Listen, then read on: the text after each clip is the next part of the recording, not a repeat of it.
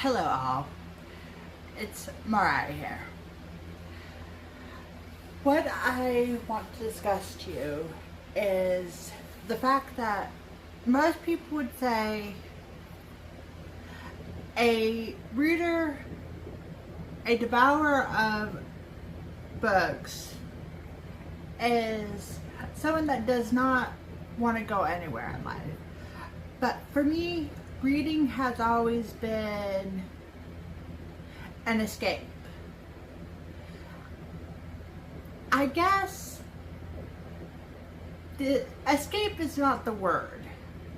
It gave me a sense that I was not always stuck in a hospital bed or stuck in bed at home, or I guess one would say stuck in whatever situation I managed to get myself in. Yes, there were teachers that said I shouldn't be reading the books I was reading, that discouraged me from reading the books, but I didn't really much care for those type of teachers. I listened to them because I was taught that you don't disrespect your elders, but I did push back because that was the type of student I was. But there were times that I kind of had to question what was going through some teachers' minds. I was one of those students that if you told me I wasn't supposed to do it and did not give me a good reason, I would do it anyway just to spite you. If the reason wasn't sufficient, I would do it out of spite. And trust me, that did get me in trouble a lot. I don't know how many times my mom got called to the school, or my grandfather. It was some sort of arrangement because my mom worked a lot, that my grandparents had some sort of arrangement to where they could come and get me, and if I had any medical flare-ups, they could come and get me medically treated. Well, my mom and my grandparents didn't discourage me, they encouraged my reading habits. And then the last year or so, especially in college, I think I've read over 1,000 books. And by the time I reached some of my favorite books, especially growing up, were books that you wouldn't see a elementary school student reading. Books like To Kill a Mockingbird, that you would see like high schoolers or college students reading. And I was reading that in like 3rd or 4th grade and understanding it. Okay, so I admit that may have been my biological father's fault on why I was able to read that particular book, because he read that to me when I was a very young, before he passed away. But I was reading other books of that genre and younger, of the classics. So, and as I've gotten older, I've kind of seen the trend as I've gone through college, as I've completed my first year. I've kind of seen the trend, how those who, I guess you could say, had an early start and were encouraged to read as children versus those who were discouraged not to read. And I guess that's kind of why I still read nowadays. Sometimes I don't have a lot of time to read. I do read books still. I listen to books. But sometimes the stories that I do read aren't the stories themselves, but fanfics, anything I can get my hand on. Sometimes what I read may not be, especially when I was in middle school and high school, sometimes they weren't stories that were age appropriate.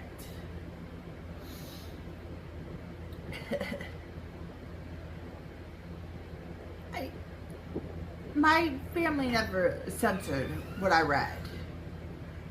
It kind of,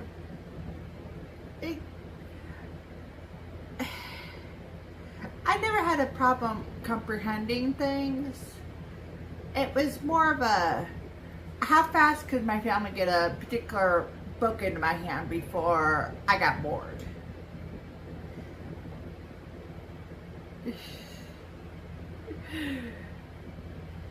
And my mom just gave me a turn to look for that comment. It's just, I would go through books like they were going out of style, especially nowadays.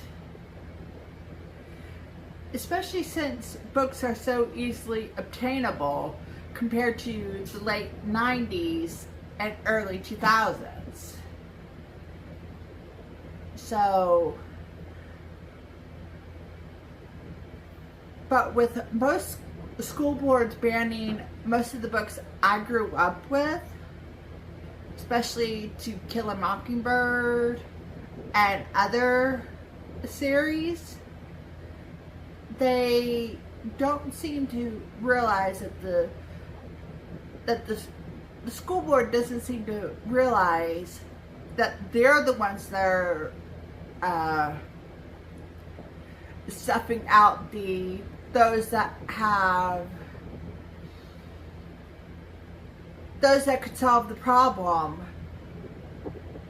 of generational problems. I'm not saying that all schools have the problem. I'm just saying that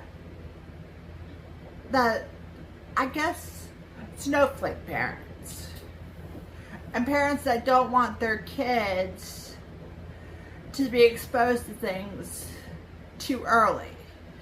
I kind of understand that from,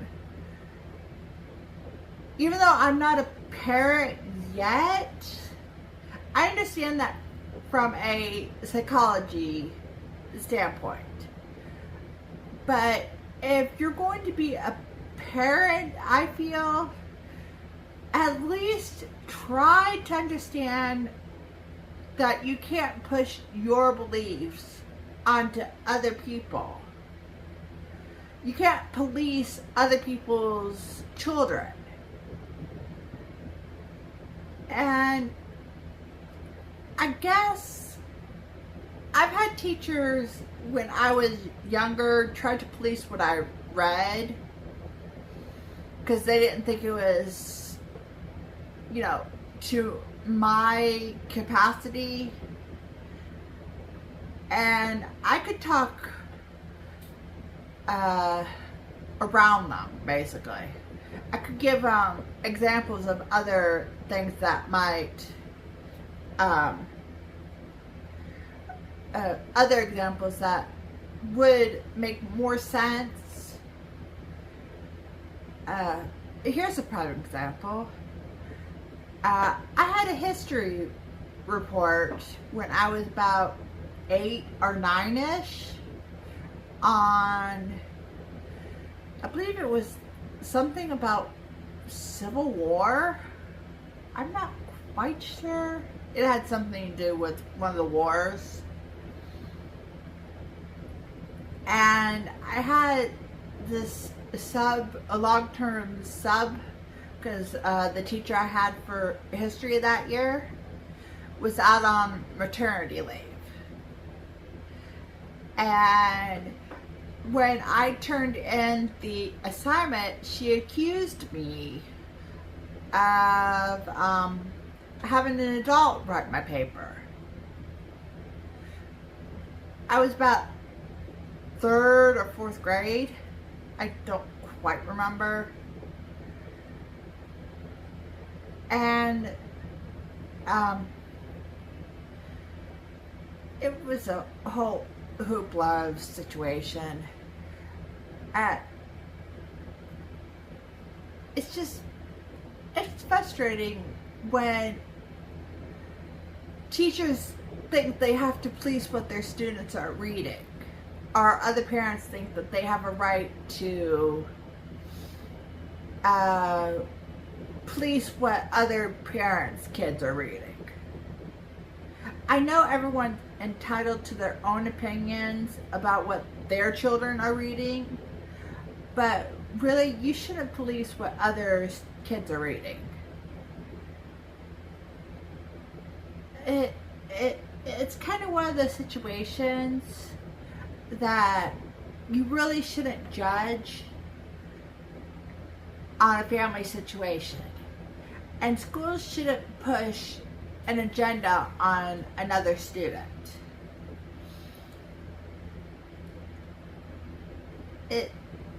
Back to the story of the history sub. My mom brought that paper to a college professor that she knew at the local college, and he was stunned to find out that a 3rd grader, well, a 9-year-old, had wrote it. And he actually thought that she had wrote it because she had gone to college for 2 years, didn't finish because of circumstances. But when he found out that I wrote it, he was actually pretty stunned. And he went to the school board and explained the situation. The only reason I think the teacher didn't believe that I wrote it is because I didn't speak like that in class. I rarely spoke. It's because I had a speech impairment as a child. I still do in some cases on certain words. Especially if the word is unfamiliar to me. It's kind of those situations where you don't know. I understand the meaning of the word, and in a way I know how to spell it. It's just trying to convey the thoughts, because I have what most people would call a squirrel mind filled with coffee. The squirrel is filled with coffee. I have what most people call ADHD, but I just say squirrel mind because it flits from idea to idea. And yes, it is documented. I got diagnosed when I was very young.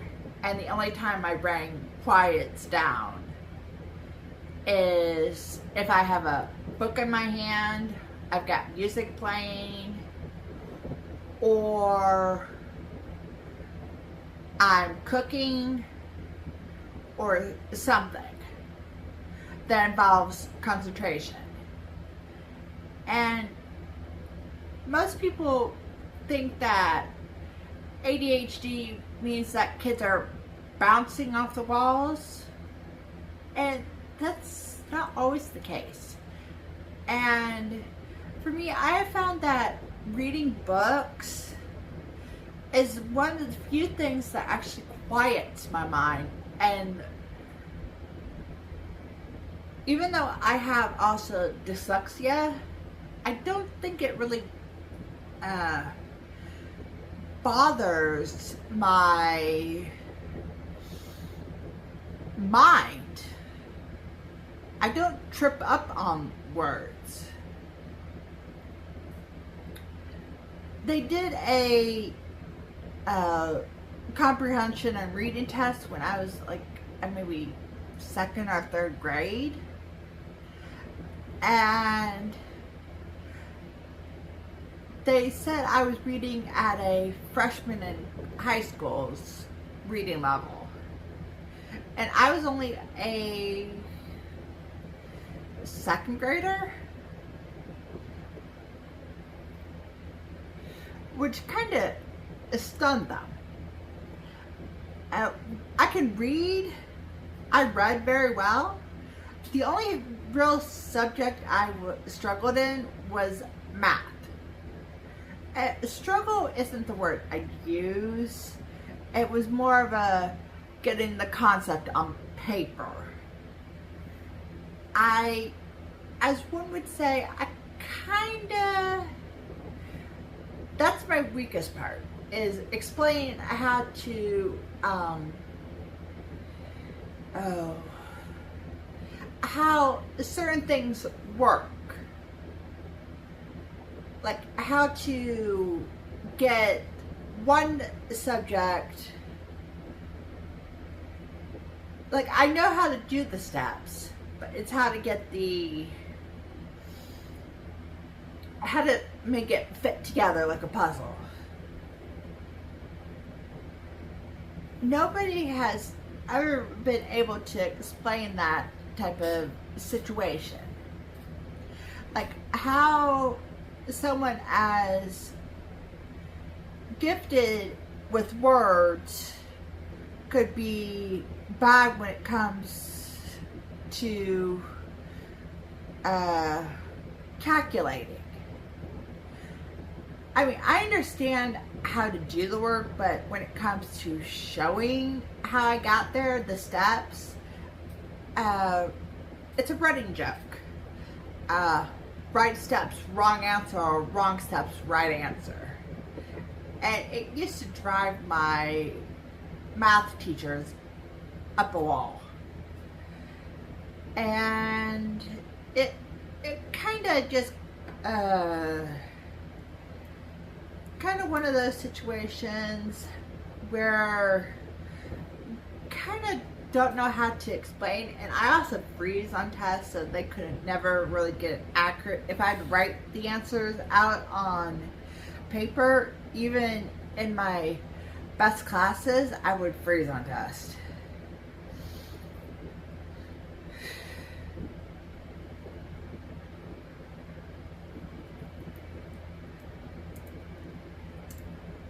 It's just one of those situations where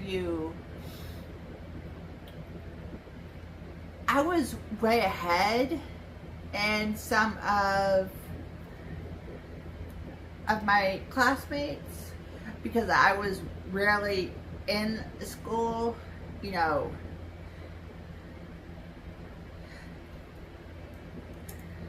about certain subjects. Like, I was reading books about psychology before I was even headed in the age of 10 and understanding.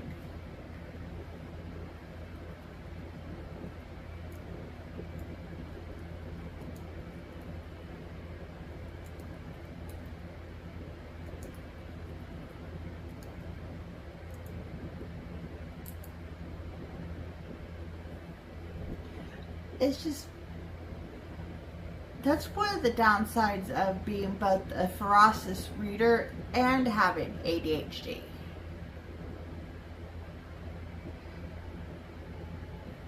And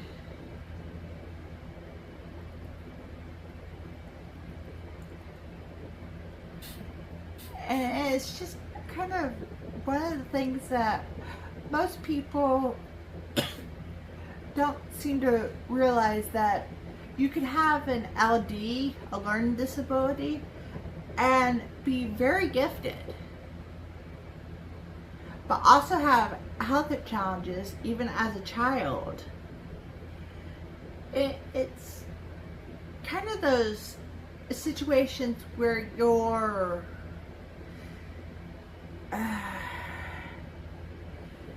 kind of trying to understand how to navigate your schooling and your love of reading, in my case, and the bureaucracy that comes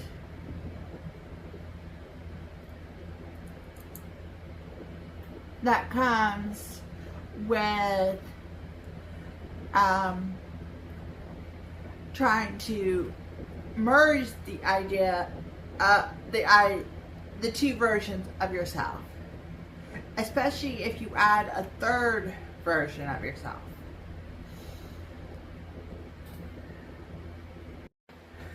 So if you found this topic likable, like and subscribe and follow along. And hopefully you will find Anna's topic next week fascinating.